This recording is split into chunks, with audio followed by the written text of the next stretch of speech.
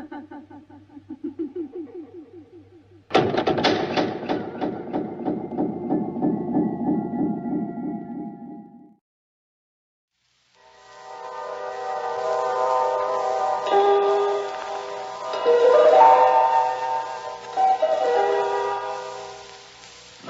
lives in a world of time and space. He lives in a spectrum of the universe. When he ventures beyond this limit, he is in the unknown, a realm where strange forces are brought into play. When man attempts to misuse these forces, he is sometimes destroyed. This is Macabre.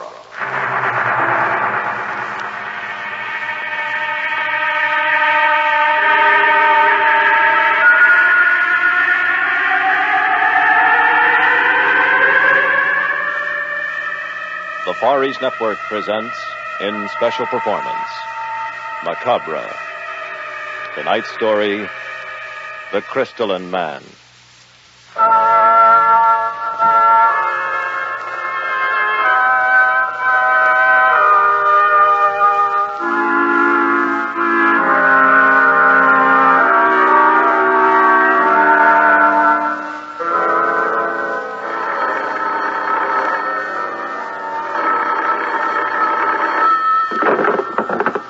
Hello? Hello.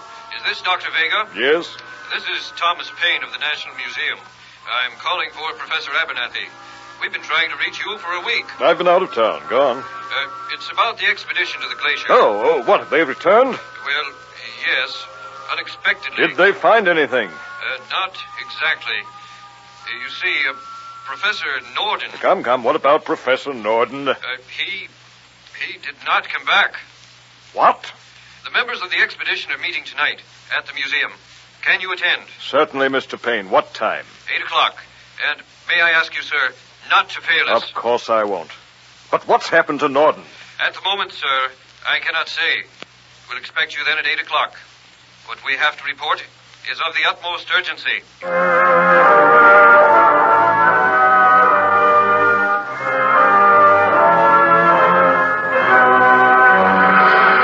Now, gentlemen, a simple expedition to the Arctic, and you come back whimpering like children. Now, really, what do you expect me to think, Professor Abernathy? Please be seated, Dr. Vega. Thank God you've come. You know Thomas Paine of the museum? Yes, he telephoned me. And my associate, Craig Taylor. How do you do, Mr. Taylor? Good evening, Doctor. Now, what happened to Norden? It's hard to explain. Professor, either he came back or he didn't. Which was it? He did not. That thing in the other room. Not yet, Paine. Thing? What thing? Before you see it, Doctor, it'll take explanation. What do you think I am, a child? You believe I'm too naive to know the facts? Let me refresh you. I backed your expedition. My father disappeared in those wilds 5 years ago and was never found. Professor Norden thought he knew the route, that he could find some trace, but you return without him, cowering like a pack of whipped puppies. Now, speak up, gentlemen. What happened? Have patience with us, Dr. Vega. We have stumbled upon something we do not understand. Something that has cost the life of Professor Norden. And may not stop there. Oh, well, go ahead. Tell me the full story. We had camped for the night on the glacier. The next morning we noticed a fissure in the ice. A passageway large enough for a man to crawl through. In the ice we could see the frozen body of a dog. It wasn't one of ours. I thought it might have been one of your father's. Norden decided to crawl into the fissure to investigate. Taylor remained with me. A storm came up suddenly, and when we called out to Norden in the passageway. Professor Norden, have you found any trace? Professor! What do you make of it, Craig? He's been in there 15 minutes. Do you think he's all right? I don't know. We haven't heard from him since he left us. With the storm blowing, a fissure isn't exactly a safe place to be. Danger of an avalanche. Better warn him. Professor Norden, there's a storm. Let's get out of here. No answer. Got a flashlight? It's dark in there. Yes. Come on, we better look for him. Fissure doesn't appear too old. No, perhaps only a few days old. Otherwise, there'd be a heavy layer of snow on the bottom. I hope that ice overhead is solid. Any kind of slide would bury us. Pitch black now. I didn't realize the passage was this deep. What's that ahead? Huh? It's like a rock where the glacier meets the mountainside. 2 more feet and we'll be there. Why, it looks like the entrance of a cave. Norton must be inside. Certainly took a chance going this far by himself. Shall we go in? We have no choice. Look, it's not a natural cave. You're right. The entrance is a carved arch. Solid quartz. Do you recognize the symbols? I've never seen anything like this before. Quite a find, Craig, and by coincidence, too. If that fissure in the ice hadn't opened here, it might have been lost forever. How old would you guess it is? Impossible to tell.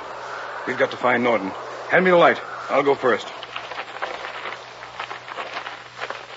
Professor Norton! Professor! Looks like an ancient crypt. Tarnished urns, ornate carving. Unhealthy atmosphere, Craig. I don't know what we've stumbled on, but from a past I know nothing about. Where could Norton have gone? Seems to be the only room. He's got to be here. I'll move the light around once again, slowly. A man just doesn't disappear in thin air. What's that? Where? Pile of rubble. Something caved in. Yes, in the corner. Come on. It's Norton. He's alive. Quick, clear the rocks. He's caught in the slide. Professor Norton, can you hear me? Yes. I'm done for, Abernathy. You and Craig, get out of here as fast as you can. Nonsense. We'll have you free in a moment. There's another room behind those rocks. Don't go in there. I moved some rocks to cover the doorway. Slide buried me. Did you find a trace of Dr. Vega's father? No. Just cover that doorway and leave. Norton. Poor devil. He's gone. Strange. What's that? I'm not a medical doctor, but he doesn't seem to have been fatally injured by the cave-in. What do you mean? The answer may lie in there. He was probably delirious. We'd better get out of here. But before we do, shouldn't we have a look? Norton warned us. Would a scientist refuse? After you, Professor. Careful, Craig. Don't upset that boulder. It could stop all our plans. Ease under that arch. We don't know how old this is. It may crumble. Why, it's just a room like the other. Look, straight ahead. At the foot of that altar. Yes. Sparkles like a jewel. That's what Norton warned us about. Nonsense. We're scientists, Craig. Norton was no fool. Neither am I. Let's have a closer look. 10-foot jewel. A prize from the Arabian Nights. Or a quartz sarcophagus. Of course. But why was Norton afraid of it? It's not locked. The lid can be raised. Don't, Professor. My boy, this is what every scientist dreams of. How can you refuse? All right. I can't tell why. Something seems to be warning me to leave this alone. If you have to, take a look, and let's get out of here. Harry, give me a hand. Okay.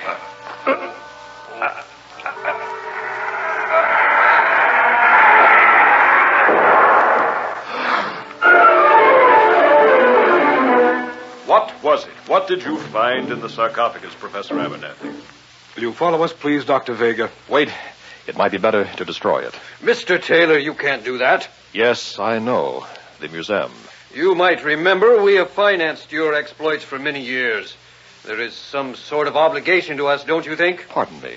I'd forgotten the commercial aspects. The public has a right to see these remnants of mankind's past. Gentlemen, will you follow me, please?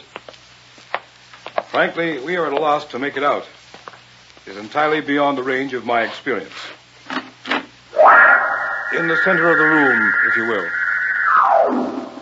The quartz sarcophagus. Well, what are we waiting for? Open it. I hope we don't regret this. Help me, Craig. Okay.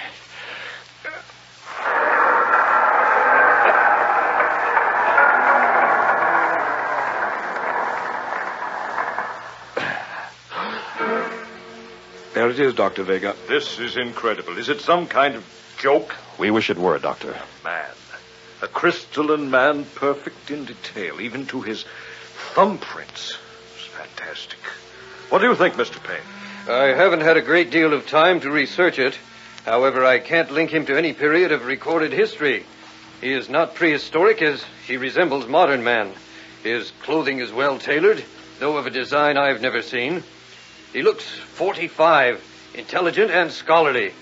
He doesn't have the appearance of death.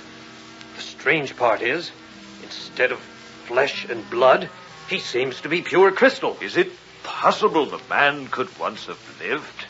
And if he could, what forgotten tongue, lost in the antiquity of time, would he speak? We may know tomorrow. How do you mean? I believe that by some process unknown to us today, this man is still alive.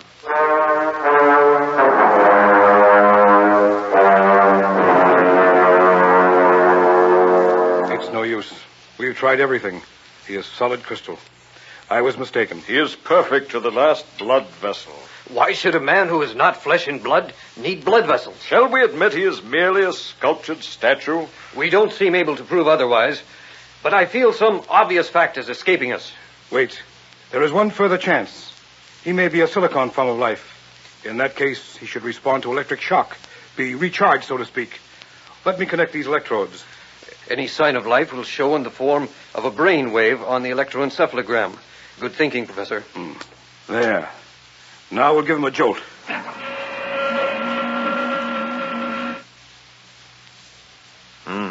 Nothing. Try it again.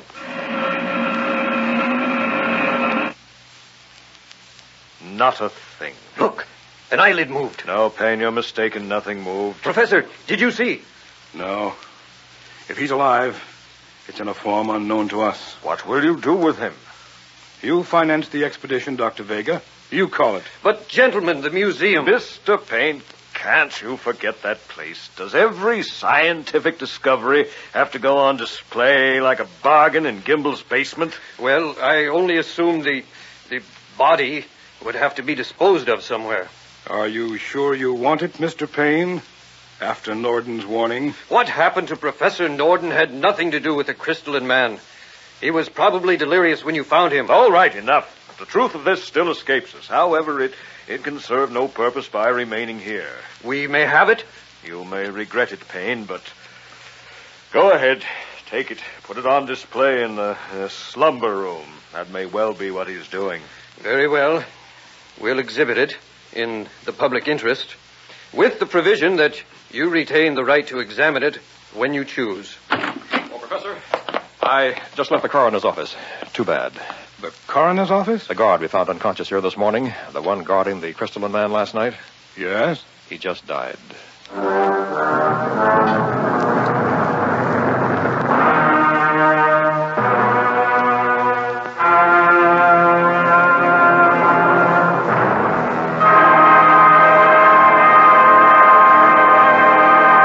Act 2 of The Crystalline Man will be heard in a moment. But first, what causes traffic accidents? Weather conditions, road conditions, vehicle conditions. These all have some part in the total traffic picture, but it's the driver's own conditions, both mental and physical, that cause a great many of the accidents that you read and hear about day by day. You may find somewhere in the accident report that the driver in an accident was tired, angry, inattentive, or had been drinking. Harder to find in the report would be the driver's mental state at the time of the accident. In many cases, the driver didn't know, didn't think, or didn't care about the possibility of having an accident. How can he be made more aware of the danger he is causing to himself and everyone else? The National Safety Council suggests one good way is by an active community campaign against such thinking. And that's where you come in. Our community and our local safety organizations need your active support. Let's all accept our responsibility to join the fight for life and help save lives. and now, Act 2 of The Crystalline Man.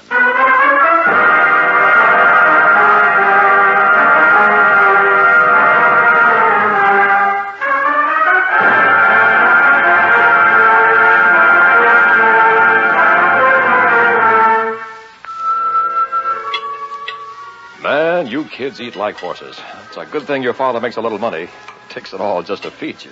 Craig, now stop it. When you were their age, you had some life in you, too. There's plenty of life left in this old boy, Mary. Hey, Dad, when you quit laughing, can I ask you a question? Go ahead, Jimmy. Try me. After supper, can I go over to Ralph's a while? And can I go too, Daddy? Now, wait a minute. Both of you?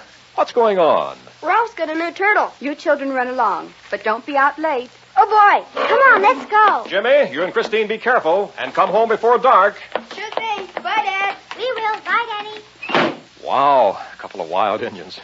Reminds me how old I'm getting. Oh, darling, they're just little children. I wish I could be carefree like that. Craig, things are different, aren't they? Oh? How? Well, something's bothering you. You're imagining it. No. Ever since that last trip, you all seem worried. How long has it been in the museum? 2 weeks. 2 weeks. And 2 more. Don't go on, Mary. The police said Mrs. Locks died from natural causes. She was found the next morning by her pail and mop in the Egyptian room. And what about Gus? Faithful old Gus. Best night watchman we ever had. I know, he was old and ready to retire.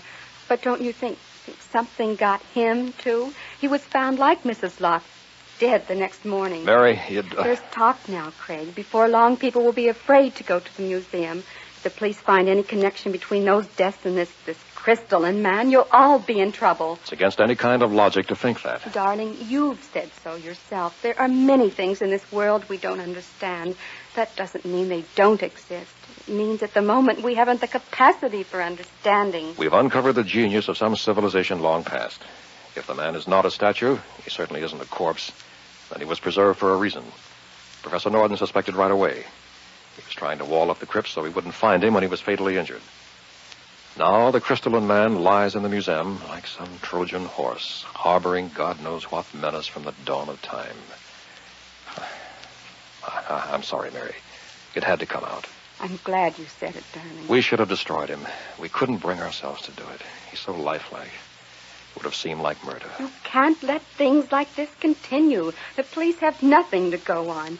But you know what's wrong. You can stop him. All I have is a feeling, a suspicion. I promise you, Mary. What, darling? If there's another death, I'll take it on myself to find out what's wrong with the Crystalline Man.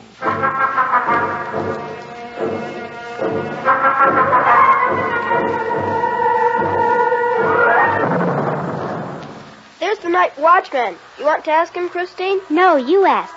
Oh, all right. Mister, Museum's closed. You kids go away. I gotta ask you something. Run along now. Be dark soon. You ought to be home. Please, mister. We have to go inside. Oh, do you now? You tell him, Christine. Okay, Jimmy. We were here after school today. I left my homework in there. Museum's locked up. Come back tomorrow. Your books will be turned into the main office. You can pick them up then. But you don't understand. She has to study her homework tonight. Don't you see? Or I'll get a spanking. Do your parents know where you are? Gosh, no. They think we're at Ralph's seeing a turtle. We said that so I could get my homework. Please, mister. Well, you should be more careful. You don't want us to get spanked, do you? I'm not supposed to let anybody in. I might lose my job. Regulations, you know. It'll be a secret just between us. We won't tell anyone. Yeah, a secret. Okay. Just between us then. But remember, no tricks. Whisk in, pick up homework, whisk out. Just like that. Check? Check. Know where you left it, Christine? Yes, on a table by the dinosaur. It's pretty dark. Can you see your way? I think so. Be right back. What's your last name, son? Taylor. What? Your father's Craig Taylor? Sure. Professor Abernathy's associate. I knew it. Now I will be in trouble. Don't worry, we won't tell him. Some days you can't win. Christine, hurry up. Let me go in. I'll find her. Yes, good idea. Quick, get your sister. Hurry up, son. I don't want any trouble. Now I've done it. When the professor finds I've broken regulations, I'll be out of me job. That's funny. Those kids are taking a long time. Christine! Jimmy! Make it snappy! Hope nobody comes along the street and sees me here with this door open. Oh, goodbye job. Hey, those two ought to be back. I don't hear us peep out of them. Getting too dark in there to make much out. Hey, Christine! Jimmy! Uh-oh. I don't like this. Hey there! You kids all right?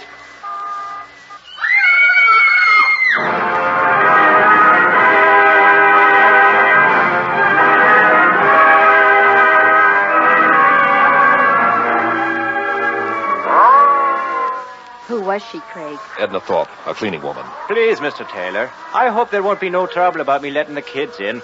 How did I know they'd find old Mrs. Thorpe dead? Natural causes again, Craig? Police coroner said heart attack. Christine, you're sure the dead woman was the only thing you saw? Yes, Daddy. I just found my homework when I saw her. Then Jimmy came in. We were too scared to move, Dad. Uh-huh. What are you going to do? Mary, you can see what we're facing here. Take the children home. I'll be along later. But, Craig, aren't you coming with us? No, I'm spending the night in the museum. It's time we learn the truth. Not alone, darling. That's too dangerous. The deaths occur only when there are no witnesses. The only way to find out is to bait the hook. I'll stay in there alone tonight. The killer may be tempted to strike again, and then we'll know.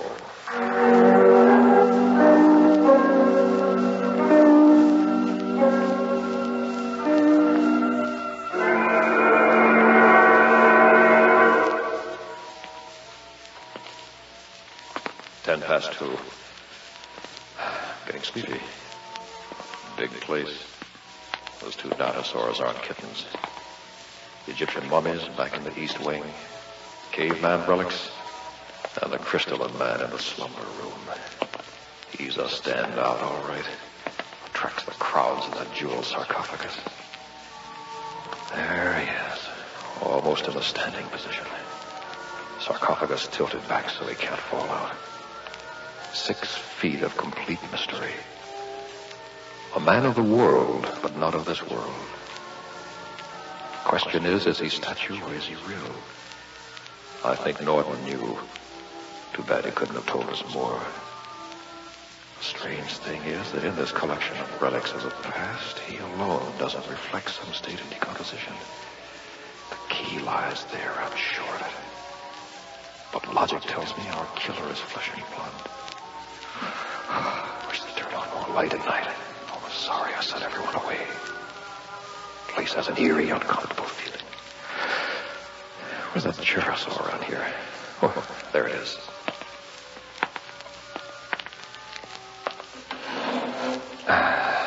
Feels good to sit down. I don't think it'll hurt to close my eyes for a moment. I've been over every inch of this place. Safe enough, I guess. Could be coincidence. Those people who died were all old, including Norton. Oh, boy, I'm getting sleepy. Maybe a little cat nap wouldn't hurt. Just a little one. Hardly hold my eyes open.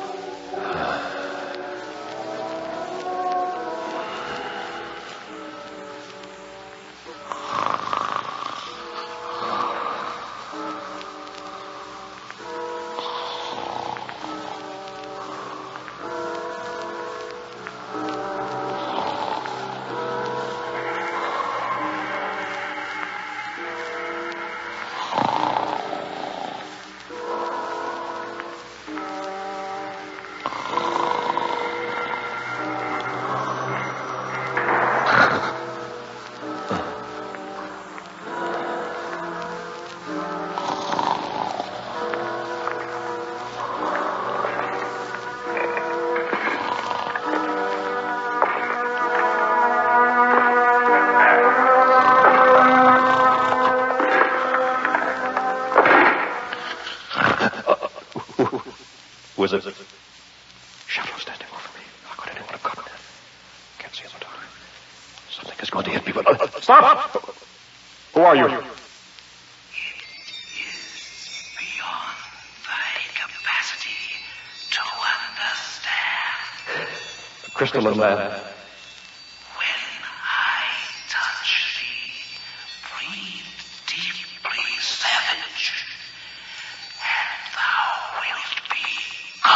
Wait! Then you are alive. Since the beginning of time. How old are you? Perhaps 1,000,000 of thy years. But modern man doesn't go back that far. If time be curved, thou might say, I am old enough to be from the future. Who are you? Loa, a man of science, flesh, blood,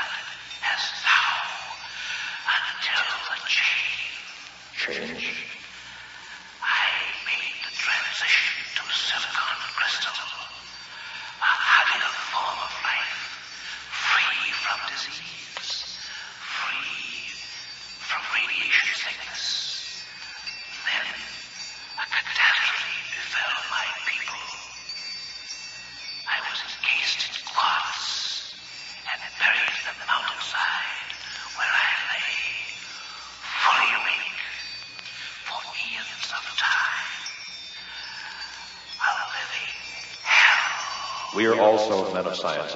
Perhaps we could get together. Savage. Barbarians. We are eternity apart. Why haven't you risen before?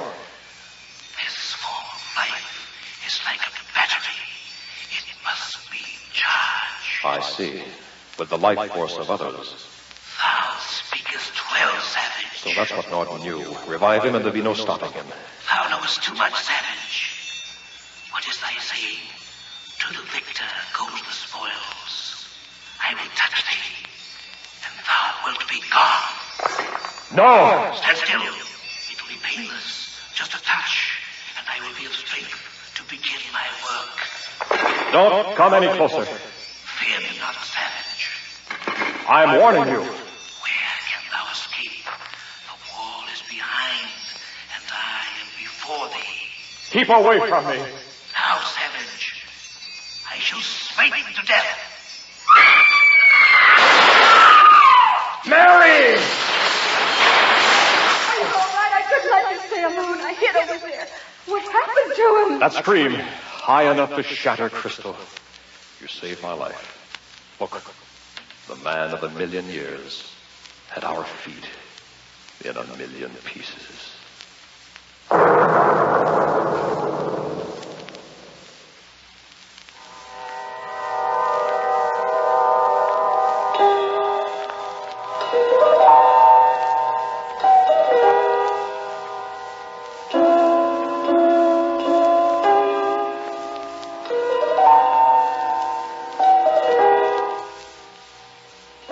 Just heard Macabre, a special Far East Network presentation. Tonight's story was The Crystalline Man. In our cast were John Buey, Milton Radmilovich, Walt Sheldon, Army PFC Alan Frank, William Verdier, Mitzi Hennessy, Christine Verdier, James Sheldon, Air Force Sergeant Al LePage. Associate Director was Carolyn Johnston. Technical supervision by Hiroshi Ono, with special sound patterns by Airman First Class James Conley and Air Force Sergeant Bob Eddy. This is Air Force Sergeant Al LePage speaking. Macabre was written and directed by William Verdier.